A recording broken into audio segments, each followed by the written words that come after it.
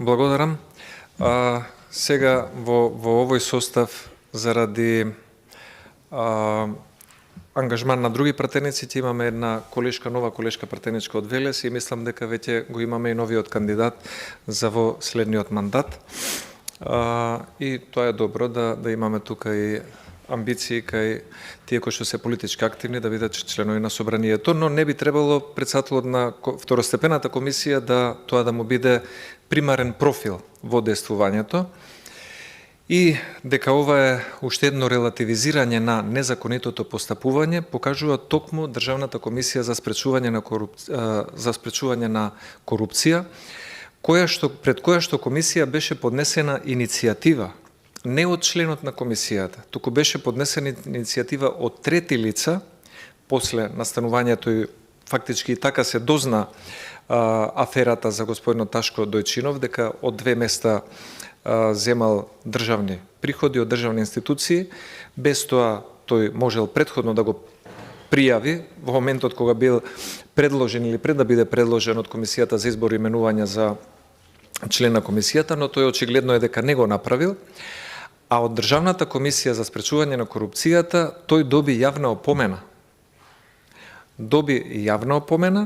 И таа јавна опомена беше одговор на иницијативата која што покренаа надворешни лица, не комисијата за второстепени одлучување во управен и работен однос, туку лица од јавноста, од медиумите, од другите граѓани,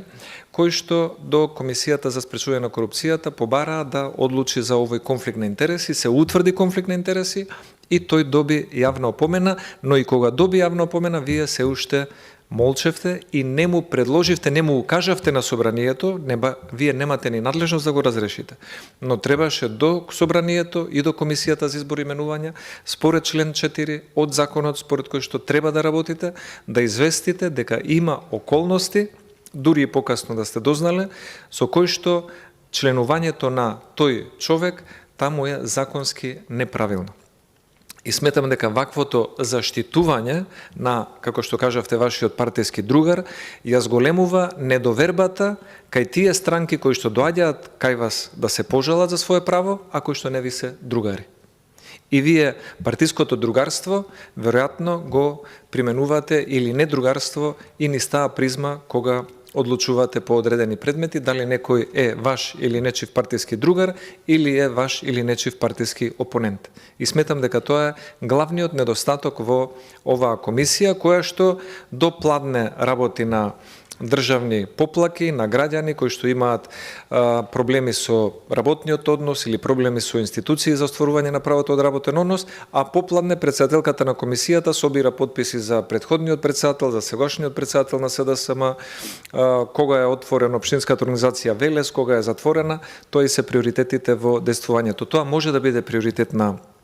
политичар, на пратеник, на градоначалник, на председател на совет, на партиски активен човек во општеството, но не треба да е приоритет на председател на комисија за второстепени одлучување од работен однос и управна постапка, затоа што ова регулаторно тело треба да биде професионално и треба да делува согласно законите, а не согласно политичките или партиските симпатии или антипатии кон некој